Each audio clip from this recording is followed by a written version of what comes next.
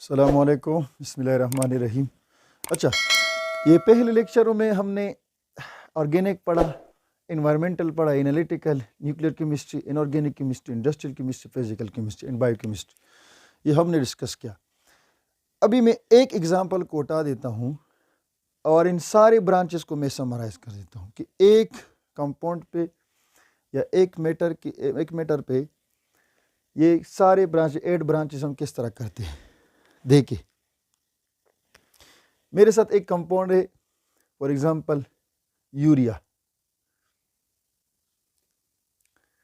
जिसका फार्मूला है NH2 whole 2CO।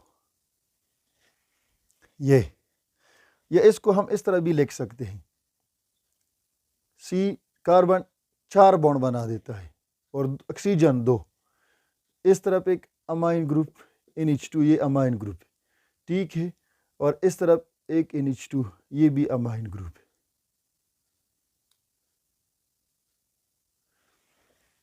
तो ये यूरिया का फार्मूला है, ठीक है। अभी इसको एग्जाम्पल कंसिडर करके ये सारे ब्रांचेस हम डिस्कस करते हैं। सबसे पहले अगर मैं डिस्कस करना चाहूँ ऑर्गेनिक केमिस्ट्री को, देखें तो यूरिया एक ऑर्गेनिक कंपाउंड है। यूरिया क्या है? Organic compound. ऑर्गेनिक कंपाउंड वो कंपाउंड होता है जिसमें कार्बन होता है, हाइड्रोजन, कभी कभी और कंपाउंड भी होते हैं, और वो कंपाउंड होते हैं ऑर्गेनिक जिसमें क्या हो, जलने की ताकत हो, जलने की कैपेबिलिटी हो, फ्लेमेबल हो, ठीक है। तो ये ऐसा कंपाउंड है कि इसमें क्या है, कार्बन भी है, हाइड्रोजन भी है, तो ये एक ऑर्गेनिक कंपाउंड है। अभी इसका स्ट्रक्चर, कंपोजिशन, इसकी प्रॉपर्टी, ये हम पढ़ेंगे ऑर्गेनिक केमिस्ट्री में, ठीक है। तो ये ऑर्गेनिक केमिस्ट्री के पॉइंट ऑफ व्यू से हुआ। हमारे साथ बायोकेमिस्ट्री है। बायोकेमिस्ट्री में हम वो कंपाउंड पढ़ते हैं जिनका ताल्लुक लिविंग ऑर्गेनिज्म से हो। लिविंग ऑर्गेनिज्म में इसका क्या इफेक्ट है, लिविंग ऑर्गेनिज्म के साथ, लिविंग बॉडी में किस तरह रिएक्शन करते हैं। अगर बायोकेमिस्ट्री के थ्रू से अगर इसको देखा जाए तो ये यूरिया नहीं, यूरिया हमारे जिस्म में ही पैदा होता है, ठीक है।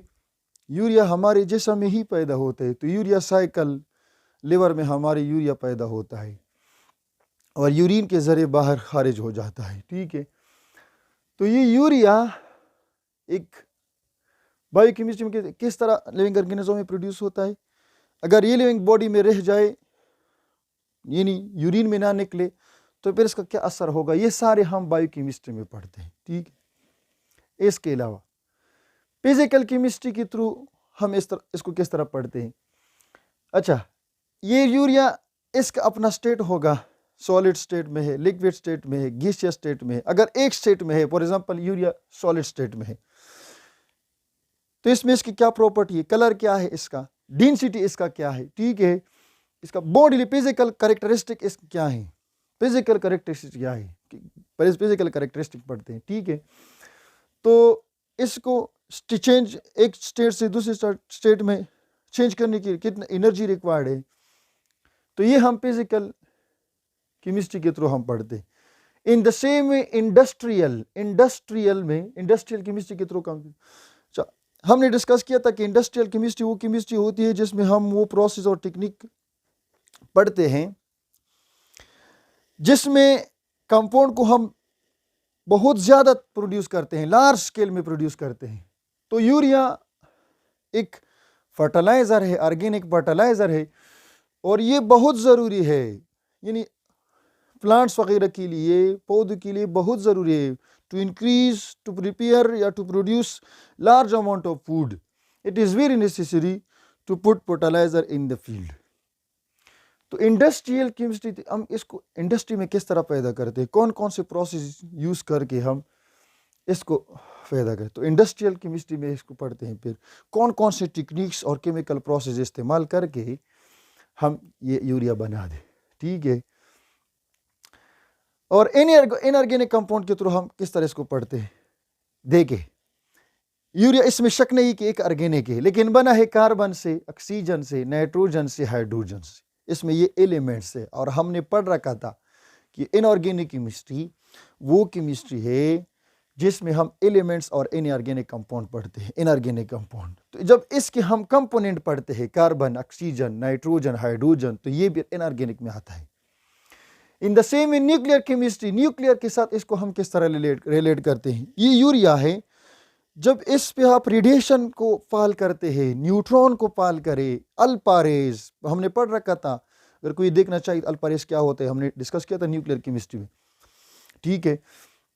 जब इसी कंपाउंड पे अल्फा रेज या बीटा या गेमा इसको हम फेंक दे, डाल दे, तो फिर इस पर क्या इफेक्ट होगा, क्या इफेक्ट होगा, ये पढ़ते हम न्यूक्लियर केमिस्ट्री। और एनालिटिकल केमिस्ट्री में हम ये इसको इस तरह पढ़ेंगे कि कौन कौन चीज़ों से बना, किस किस चीज़ों से बना है, कौन कौन से एलिमेंट से बना है, इसमें कौन कौन सी एलिमेंट्स हैं, यानी कार्बन, हाइड्रोजन, नाइट्रोजन, और ये कितनी मिकदार में है। यानी इसका यूरिया का सेकंड नाम कार्बामाइड है, कार्बामाइड।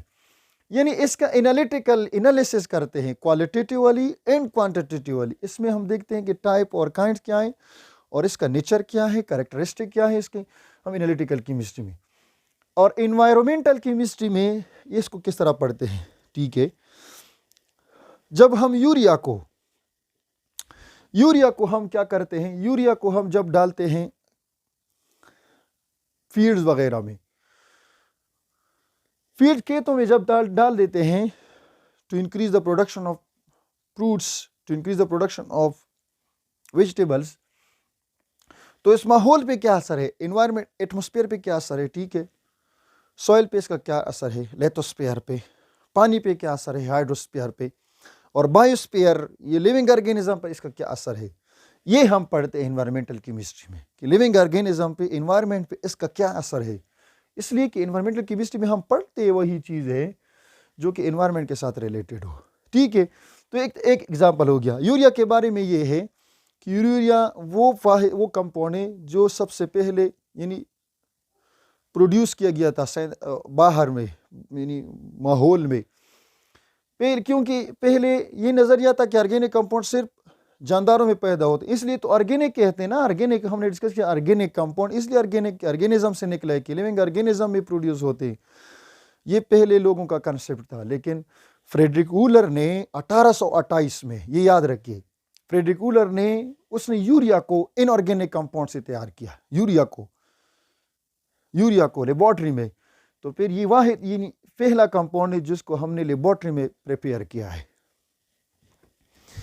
अच्छा, इसके अलावा अगर मैं दूसरा एग्जांपल देना चाहूं, ठीक है, ये सारे ब्रांचेस हम किस तरह अप्लाई करते हैं।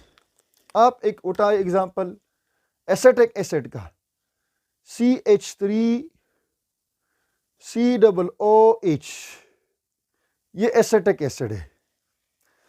इसमें भी कार्बन 4 बॉन्ड बनाते हैं, तो 3 हाइड्रोजन के साथ एक इधर कार्बन ने 2 बनाए हैं, फिर O और H, ये एसिटिक एसिड का स्ट्रक्चर है, ठीक है। ये भी अगर हम देख लेते, इसमें कार्बन है, हाइड्रोजन है और ऑक्सीजन भी इसके साथ है। तो ये क्या है, एसिटिक एसिड जो सिरके में होता है, विनेगर में जो होता है, एसिटिक एसिड में, यानी विनेगर में जो होता है एसेटम, एसिटिक एसिड यही कंपाउंड है, एक एसिडिक नेचर रखता है। तो ये सारे 8 ब्रांचेस हम किस तरह इस पे अप्लाई करते हैं, देखिए। ऑर्गेनिक, ये तो है ऑर्गेनिक, पढ़ते हैं हम इसको ऑर्गेनिक में किस तरह प्रिपेयर करेंगे, किस किस के साथ रिएक्शन करेंगे, कंपोजिशन इसका क्या है, सब कुछ ये ऑर्गेनिक में पढ़ेंगे, ठीक।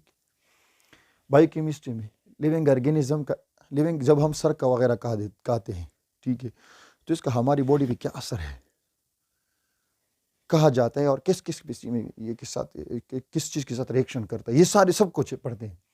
फिजिकल में इसका सॉलिड स्टेट में है, लिक्विड में है, गैस में, बॉइलिंग पॉइंट वगैरह ये पढ़ते हैं। इंडस्ट्रियल में ये किस तरह हम इंडस्ट्रियल लेवल पे पैदा करते हैं। इनऑर्गेनिक में ये एलिमेंट से बना है, कार्बन, हाइड्रोजन, ऑक्सीजन से बने हैं, इन एलिमेंट के बारे में इनऑर्गेनिक पढ़ते हैं, ठीक है। जब एसिटिक एसिड पे हम अल्फा रेज, बीटा रेज, गेमा रेज फॉल करते हैं, तो इस पर क्या असर होगा स्टूडेंट, ये भी पढ़ते हैं। एनालिटिकल केमिस्ट्री के थ्रू हम पढ़ते हैं, क्वालिटी क्वांटिटी पढ़ते हैं, टाइप और काइंड पढ़ते हैं।